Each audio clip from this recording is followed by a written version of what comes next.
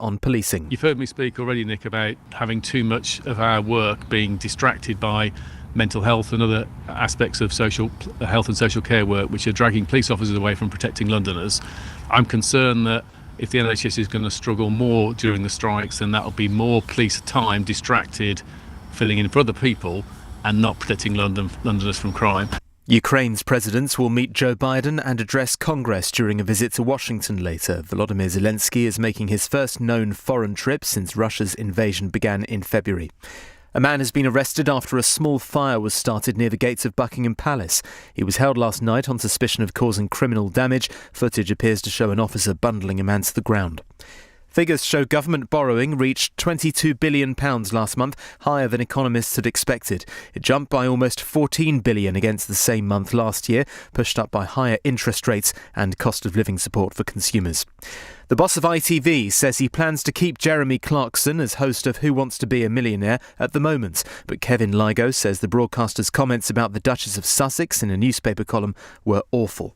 In the City a short time ago, the FTSE 100 was trading up 18 points at 73.89 and the pound buys $1.21 and €1.14. LBC weather, rain clearing most of the southeast by lunchtime, blustery showers continuing in the north but becoming dry with sunny spells further south, a high of 12 degrees. From Global's newsroom for LBC, I'm Simon.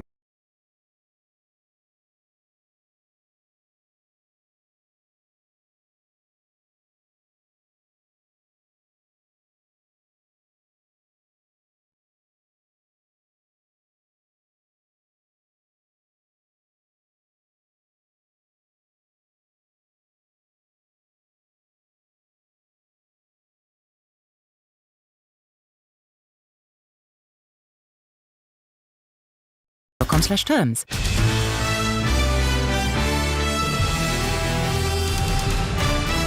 This is LBC from Global, leading Britain's conversation with Nick Ferrari at breakfast. Call the Cabinet. Ask your question now. Call 0345 6060 973. This is LBC. And at 5 minutes after 9 on Wednesday, the 21st of December, it is Call the Cabinet, and I'm delighted to welcome to the studio Education Secretary Gillian Keegan, who's come in to take your calls. And in fact, thank you for coming in, Secretary of State. Thank you. Very good to see you. You will not be surprised, because we've been mentioning that you will be coming in, that the first caller is absolutely on your brief. It's about education. It's Kiran in Birmingham. Kiran, you're through to Gillian Keegan. Go ahead. Kiran, good morning. Good morning. How are you there? So people have been balloting to strike recently. Do you think they should be allowed to? Do you mean, are you talking, just to specify, do you mean teachers or do you mean ambulance workers and paramedics? I'm talking about teachers specifically, given that I am a teacher myself. Stay on the line, I'll come back to you. We know there's new legislation planned in the new year that will look at some kind of minimum service requirement, and that may well affect ambulance workers. Your brief, should teachers and other school staff be able to strike? Well, teachers are allowed to strike. In fact, they're balloting right now, and we're expecting those ballots to close sometime in January, between the 9th and the 16th. So there's 4 different unions. I very much hope teachers don't strike, but of course that is their right, and they will. Should that right be preserved? Well, there is a discussion about, what to do around minimum standards and what's critical workers, etc. But it's not really been applied so far, the discussion to teachers. It's more been about ambulance workers, maybe critical infrastructure workers, etc. And that will be a debate that we'll be having. I very much hope that teachers don't strike. One of the very first things that happened when I got the job 8 weeks ago is I received a letter from the unions, all the unions, saying we needed additional funding, both to fund the pay increase that had been recommended and the one that we'd accepted, but also other additional pressures in schools, and they were asking for £2 billion more for next year and the year after. And that was the very first thing I had to do. And the autumn statement, we did get that. So exactly what the unions wrote to me about, we did get that extra funding, which I know all schools found out about last Friday. And I think has gone a long way to easing a lot of the pressures and a lot of the concerns that people had about redundancies and things they may have to do if they didn't get that additional funding. Kiran, have you voted to strike? Yes, we have. I've voted yes, because even though you've answered to the funding question, it's not just about the money, I'm afraid. It's also about the conditions. So you are well aware, I don't need to tell you, that teachers that are coming in within 3 to 5 years, they're leaving in droves. There's more to this, so I'm not going to bore you with all the details. I'm sure you know all about it. So we're not just striking about pay. And also the funding that's being promised, the rises that have been promised are, in comparison to the inflation and the 12 years of austerity, it's still not good enough, to be completely frank with you. So even though the autumn statement came out, and thank you very much for that. But after 12 years of austerity, it's not just teachers that are striking. Obviously, we're getting to the point where nurses and ambulance workers are having to. And I do believe that they have a right to strike just as much as teachers do. I don't think that their right to strike is any less or more than ours. And I think, yes, they should put something in place so that emergency services are in place, like the nurses have done. But that does not mean that their right to strike should be any less or more than teachers. Just to clarify, of course, they do have Category 1 and Category 2 provision at the moment, and that is taking place across the country. Why, and thank you for that, Kiran, why are teachers leaving? If you agree that within the first 3 to 5 years, why are teachers leaving the profession? Well, first of all, can I say thank you to Gillian and everybody who is, working in our schools, because it has been tough. The pandemic has had a massive impact on education, on our kids' education. They're doing a lot to catch up, and it has, it's been a tough environment. In terms of teachers, what we're doing is trying to improve the teacher training. But why are they leaving? Well, I think there's a number of factors, but one of the things that we're trying to do is make sure that people are more supported on the way in. So we've put in place a new programme where for the first 2 years, anybody starts, they will have somebody helping and mentoring them and supporting them in that classroom as they get used to the job, etc. I think it's about support, it's about professional development. Is it about money? Did you see the NASUWT survey that found 1 in 10 teachers now has a second or sometimes third job because their teaching salary doesn't cover their monthly outgoings? You'll agree teaching's hard enough. Well, so what we've done recently is raise the starting salary because we need to attract, obviously, graduates into teaching. So it's now £28,000 for somebody just starting straight from uni, and it will be £30,000 by 2024. That was a manifesto commitment. So that's something that we've done, and we're on the way to doing that. Within teaching, you get a rise within bands, so you go up incrementally based on time and promotion, and then you get obviously promotion within the bands themselves, and we offer a lot of professional development to enable people to do that. Newspaper reported that teachers become taxi drivers at night or work in a pub. That can't be right, can it? Well, the average salary of a classroom teacher is £39,000. That's the classroom teacher. Of a head teacher, is that anywhere in the country, or is that in London? Yes, that's everywhere in the country. So you get a bit more in London and a bit more in outer London, but that's the average across the country. I think it breaks down something like primary 38 and 37 something, and secondary 41, 42. And that's the classroom teacher. If you then become a head of year, it goes up to difficult to raise a family on £39,000 per annum. Well, my cousin's just started teaching. Well, I've got quite a few cousins who are teachers, but she's just started teaching. And, she's on 28 grand. I mean, she's 23, I think. And she's, she's living in Knowsley. So I think she's probably she's in the single, top. so she's not got children. She's still living with her mum and dad, but, and she's still single, yes. But, I don't know if she's got a boyfriend or not, but she's not married, and she's not living away from home. But, we'll get her on the phone if you want. The reality is, she'll probably be horrified. Yes, but the reality is, it's a good career, right? It's probably in the top 10% of earners in some parts of the country. Of course, there's always things that you can say you could earn more money doing various careers. We know that you could be an LBC presenter, right? Well, you'd probably earn a little more than that. You wouldn't want to sink that low. I've just had a message from Gary Ratcliffe, who's chief executive of the Galaxy Trust. They run 9 schools in Kent. At one of my schools, as well as those doing private tutoring, I've got a teacher who dances at the weekend in a Greek restaurant and a teacher working as a farmhand. You sure the salaries are enough? Well, I've just given you the salaries. They're a lot higher than the average salaries across the country. And if you want to obviously rise up the profession. Okay. I mean, an average head is on 95,000, and some of That the is heads the are on salary. 150 and 300. So the career progression within education, there's a lot of potential for career progression into leadership roles, even leading, within a department or within a year or a house. Okay, let's get Kiran, thanks for getting us started. It's Rebecca in Bromley now. Rebecca, go ahead. Your question to Gillian Keegan. Morning, Rebecca. Good morning. Hello. Thanks for having me on the show. I am also a teacher, so some of the things that you just said I would probably have an issue with. What specifically, Rebecca? Just what? Okay, as you're in the profession, I God think knows we value you. Pick up on one aspect.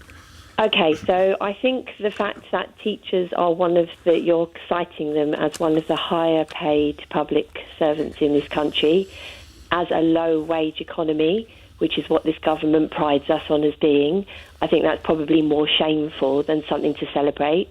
I know I am not a mathematician, I am a primary school teacher, but I know how far my wages go every month. And as Nick has just said, I know many people who are having to have second, even third jobs because they cannot make ends meet. Now, you are quoting your niece. If you live at home and you don't have any outgoings and you don't have any children, obviously that money doesn't have to go towards a mortgage, towards your heating bill, towards all the other things that you need to make your life tick over.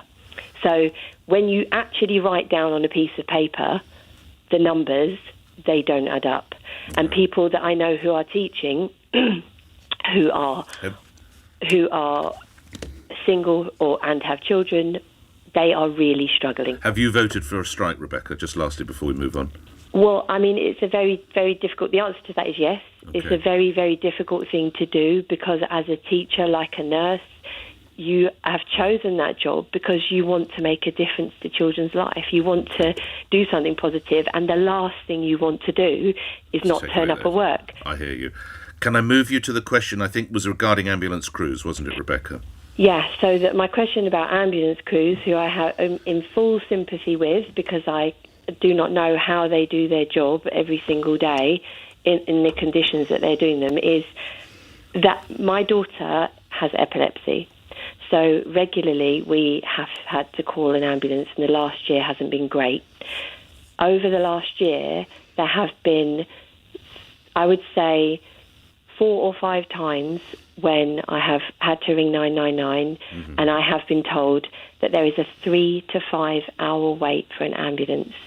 You cannot get a taxi when your 21-year-old daughter is having a seizure on the floor.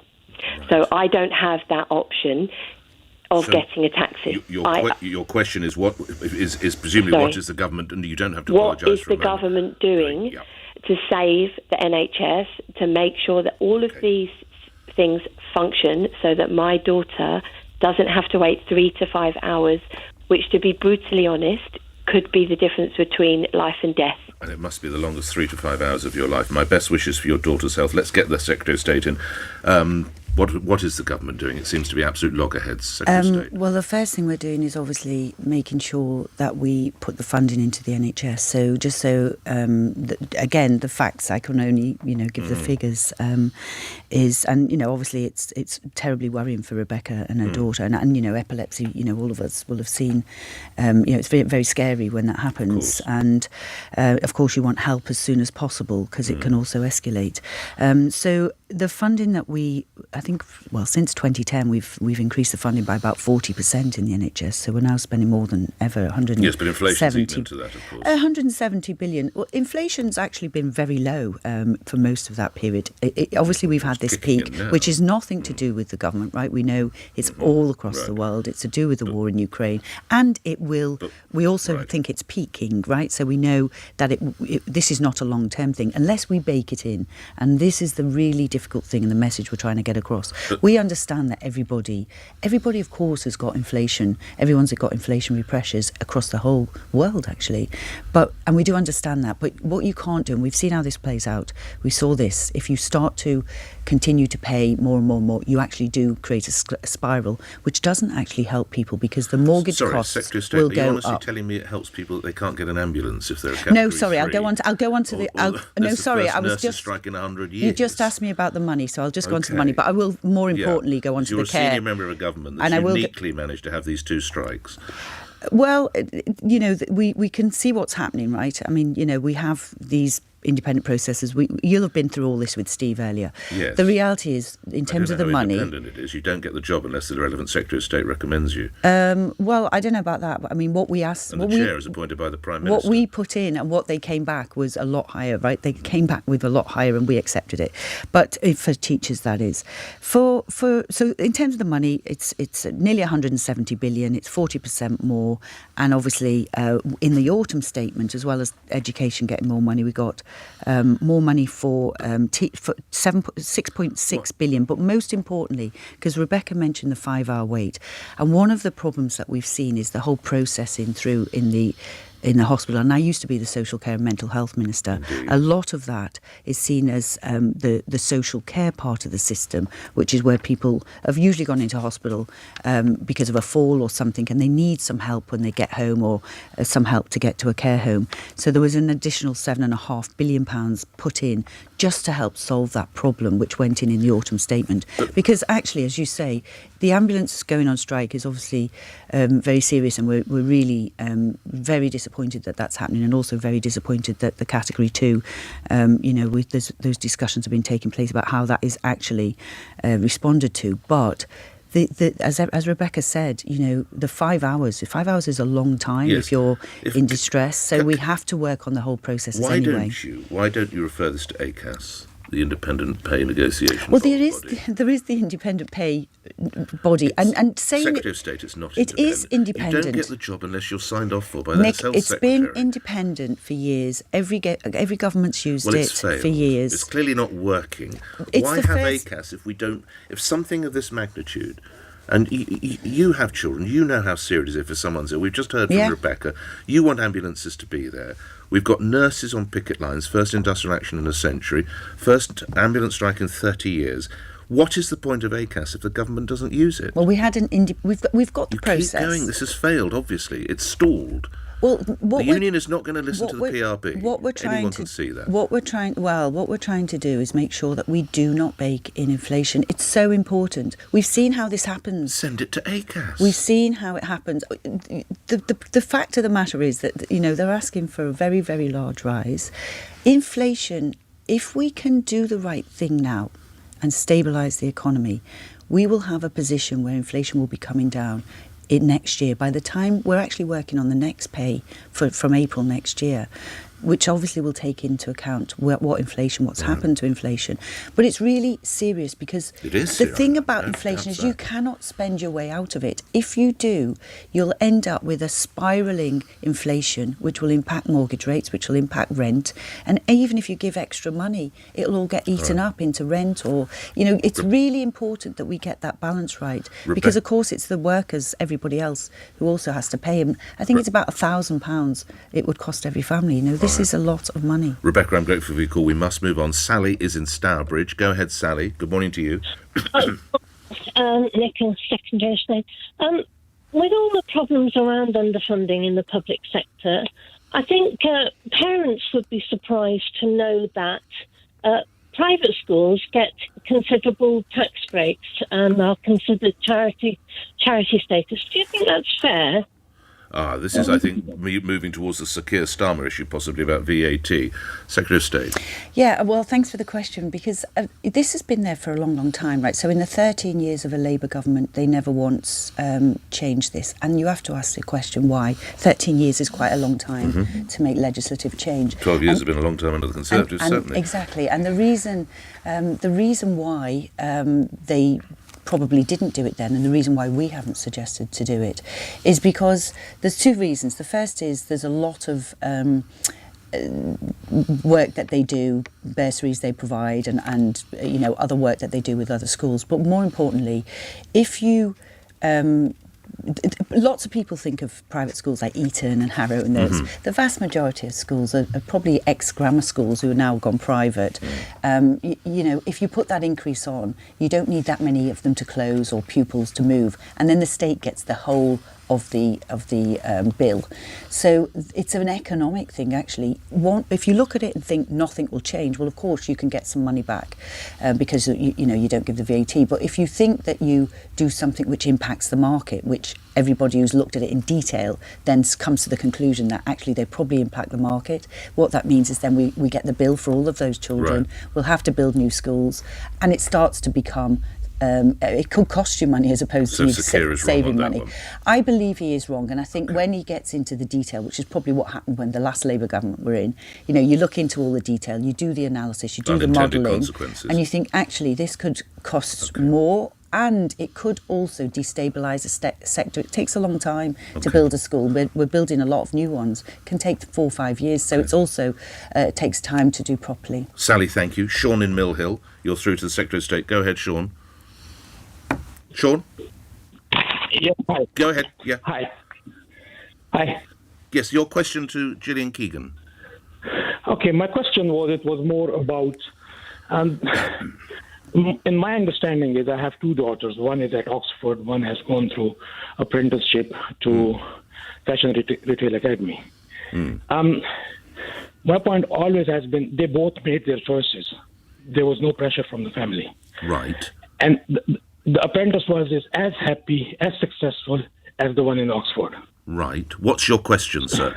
My question is, why is it that there's a conscious sort of push for children to go to uni rather than... Okay. Well, of course, I'm sure you had involvement as father. Let's put that more generally. There was a sense, possibly under a previous government, under the Blair administration, that it was almost part that you went to primary, you went to school, you went to tertiary, you had to go to university. I know you didn't go to university. You seem to have done all right out of it. Yes. Is there too much of it? Almost it's accepted life's passage. You shall go to university. Secretary of State. Well, I think, first of all, I think Sean should be very proud. He's got one daughter at Oxford and one daughter at Fashion Retail Academy, which is actually fantastic college as well. And the reality is apprenticeships. I left school at 16. I grew up in Liverpool, and I left school at 16 and did an apprenticeship in a car factory. And it was a brilliant way to get into the workplace. I did actually go and do a degree as part of that. They sponsored me, so I am the only degree apprentice in the House of Commons. But it is a fantastic route. And I think what we need to do is make sure there's more of that on offer to more people. Of course, people want to go to university. I mean, both of our boys couldn't wait to leave us, to be honest. They wanted to go away and have fun, and they did well, and they enjoyed it very much, and they got a lot of great experience out of it. But you've got to make a very conscious choice. The thing I always used to say to them, and I would say to anybody thinking about this, is it's a big decision. It's about a 50 grand decision that you're making at 18. It's probably one of the biggest decisions, second or third biggest decisions after your partner and your house, right? So I think you really do have to think about it and make sure that what you're going to do is leading you to where you want to go. Degree apprenticeships is something I'm a huge fan of, and higher level apprenticeships, because what that means, and we were just talking about salary, right? What that means is you get paid, your tuition fees get paid, and you don't have to pay back your tuition. A lot of teachers will be paying back an extra 9% on their salary every year. You could save that if you did it via a teaching apprenticeship, which is something I'm really looking into improving, because I think it's a great way, and you also start earning earlier and you avoid a big debt. Let's come back to our schools. Thanks for that, Sean. Thanks, Sean. Coming to you, Marcus, in a moment. But I note that earlier this month, the government guidance to help teachers deal with the growing number of children identifying as transgender has been delayed. Education Secretary Gillian Keegan saying it will not be published until early next year. And you also said, quotes, I haven't seen any of it yet. When will it be published, and what are your concerns, or have you seen it all now? I've now had a draft, and I will be going through line by line, so I've just received a draft of that. It's just a very sensitive topic that you need to get right. I mean, we've seen it. I mean, if you go on Twitter, you see the very extremes of it, but we've seen it, how the conversation is very, very polarising. So we need to do 2 things. First of all, make sure that children are well supported and looked after as they're going through a complex part of their journey early anyway, particularly the teenage years. But secondly, we need to make sure that parents and schools know how to deal with this and to treat it sensitively, but also transparently as well, making sure that everybody understands, what children are being taught, it's age appropriate. Well, what are children being? I mean, your department came under fire for suggesting that in some instances children are taught that sex is a spectrum. Yeah, well, I haven't seen it. This is why the guidance is so important, right? Because there has been, some stories about things that people are concerned with, saying, well, what's that, and why are you teaching that? So that's why the guidance is important. It will be consulted on, and we will have quite a long consultation, because we really do need to make sure that we get this right and provide the right support to schools and teachers, who, by the way, also probably look at this and think, gosh, how am I going to deal with this? Do we need 3 toilets near each school? Well, I mean, probably if you've got a lot of kids, you need 3 toilets. No, I'm so sorry, I misphrased that. Boys, girls and other, or trans toilets, do we need those? Well, again, some schools do have that, some schools... But do we need that? What's your Secretary of State for Education? You know what, I am, and the thing I have strong views on is making sure that everyone gets to a really great school, a good outstanding school. But if they need to relieve themselves during the course and that they get to go to a toilet, yeah. So and should then there be the configuration of the configuration of the toilet is not something that I have perhaps a I'll put strong to you a view question on, I once but put to Sir the Keir... schools will do what the right thing is that they think for their kids. Well, let me put to you a question I once put to Sir Keir Starmer. Can a woman have a penis? No, I'm a woman, right? Last time I looked, Nick, I didn't have one. No. Right, OK. So why can't we have that clarity of thought as regards the provision of toilet facilities or children taking part in transgender sports teams? Well, I mean, there's been a lot of discussion around sports, and the sporting bodies have also been involved in that. We are getting to more clarity. The guidance is meant to try and have that conversation and get to more clarity. It isn't a binary thing, Nick. We've got to also be quite sensitive to people who are going through this transition, who are, they are very marginalised, and a very marginalised group, and the outcomes are quite concerning as well for their mental health. Let's get back to the teaching profession with Marcus in Hackney. Marcus, your question to Gillian Keegan, last minute or two. Go ahead. Good morning. Good morning. Thanks, Nick. So my question is specifically around education for deaf children, because my son is deaf. He goes to Laycock Primary School in Islington, which is a really good flagship school for deaf children in Britain. But the head teacher there, backed by Islington Council, is right now proposing cuts that will decimate the deaf unit, which in turn I expect to have irreversible impacts on my son's education and employment prospects. Right. So, clearly there isn't adequate funding for special educational needs in this country, and I'd really like I'd like to get the Secretary of State's views on this, and to see if she's willing to commit to looking into these issues and deaf education in the UK. OK, and this also comes, of course, with special educational needs. You might have seen this survey, Secretary of State, in The Observer, in a poll of 922 SEND, Special Educational Needs and Disabilities Coordinators in primary and secondary schools. In this survey, only 6 schools said they did not have an issue with the numbers of support staff. For those potentially then, for those children who need most of our help, attention, love and care, we seem to be sadly lacking, Secretary of State. Well, let me assure Marcus that this is something that is very dear to my heart. I have a nephew with Down syndrome, and so I've always very much been concerned to make sure that people who have any special educational needs have the right support that they need, because, the outcomes, they can have brilliant outcomes. Indeed. Or not, depending if they get the right support. But in Marcus's case, and indeed 922, only 6, so we can say 916 of these institutions, they're lacking the necessary care. So that's why the extra $2 billion that we got, we've said that 400 million of that will go to high needs, and that has to be passed on to the schools via the local authority. In Islington, Laycock School, which is a fantastic school, Islington, they got just Friday, so this is only new money, right? So it's just hitting, and they'll get paid it in April.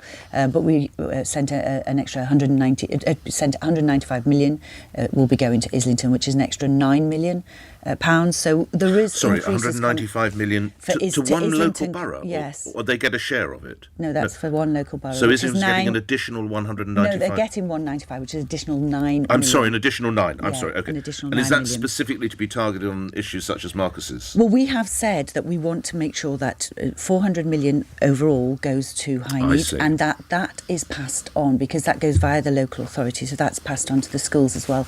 There has been an issue, and there's also been an issue with enough places, so we've also put in an extra 2.6 billion to build more high needs, more special educational places. I know in my own area, the special educational school is 3 times oversubscribed. Everybody is trying to get a place there, so we need to build more places. We have a problem with the way that we do special educational needs because we haven't had enough places, because the demand has grown a lot. What's happened is you've got some people go into very expensive facilities which the councils are paying for, right. And then others sort of sat on waiting lists waiting to try and get in a school. We are doing we have had a green paper, and we are doing an improvement plan for SEND, which we will be publishing early next year. It's something that there's many more children with special educational needs. We know a lot more about identifying special educational needs, and there's something that we're also training a lot more people in special educational needs as well. Okay, well that money is there. So it's not just Islington, other local authorities, Everyone's boroughs getting and it. I just county thought councils. No, particularly for Marcus, I thought I'd look at Islington. Okay, Marcus, thank you. We come to the end. Now, this is my first opportunity to speak to you since you were appointed in your senior position in the Cabinet. And I noted with interest that they couldn't go after you for being the head boy or head girl of a school such as Charterhouse or Winchester, but they could go after you because of your choice of wristwatch. Yes, yeah. I'd love to know your reaction, because you left school at 16 from Liverpool. You then, I think, managed to get 10 O-levels, and you then became an apprentice at a factory owned by General Motors.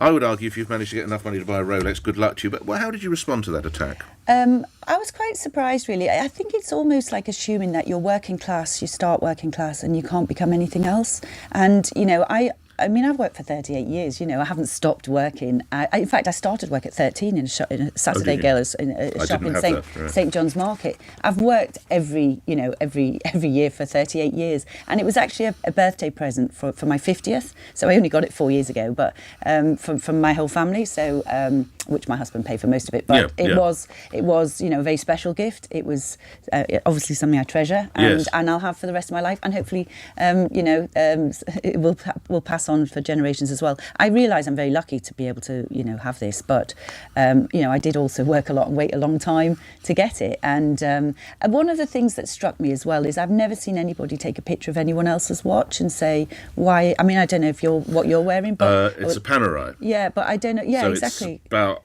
half the value of yours. Yeah, but it's still expensive. It's a very expensive watch, yeah, very expensive watch. And obviously you're much younger, so, But now you're just being cheeky. But I don't get involved in setting the pay of people such as teachers or ambulance drivers. That's why the independent pay review does. Let's go down that road again, Gillian. You must take the politics out of pay, because, by the way, if you don't, you will end up, every year, by the way, you could end up with this situation. It happened in the 70s. Every year it happened the same, and we saw the mess. But just coming back to your watch, you asked me about it. So do you think there's a bit of sort of envy? Or can I put it like this? You're from Liverpool, you shouldn't be able, you left school at 16, you shouldn't get a watch. Do you think that's what... I mean, when they took the pictures, as you said, no one else...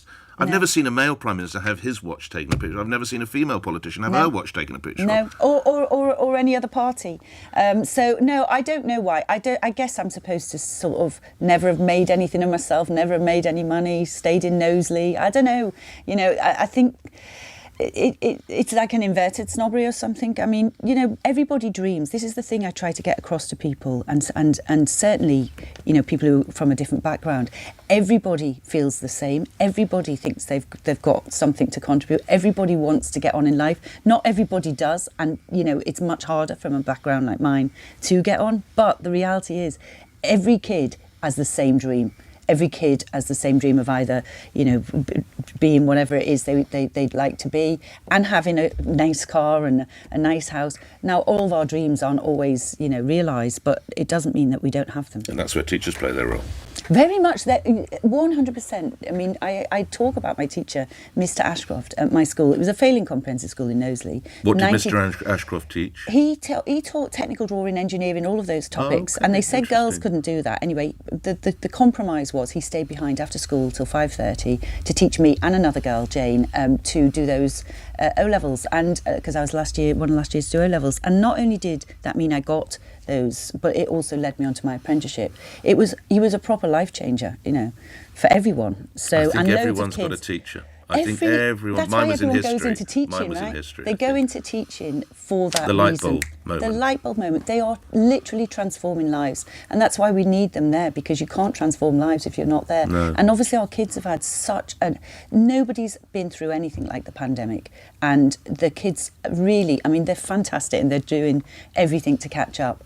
And we've had 2 million sort of catch-up tutoring lessons, but they need to have their teachers there, and you saw how excited they were when they went back to school. Yeah, they'll be dead right. horrified at the thought of, being out of school again. So I do very much hope that we can work together to get through what will be quite a short time, and then we'll be back to normal levels of inflation, and hopefully we'll have a growing economy. Enjoyed our time together. Happy Christmas to you and your Happy family. Christmas Thank you to very you much and indeed. your listeners. Thank you, Gillian Keegan, Thank Education you. Secretary, appearing here on LBC.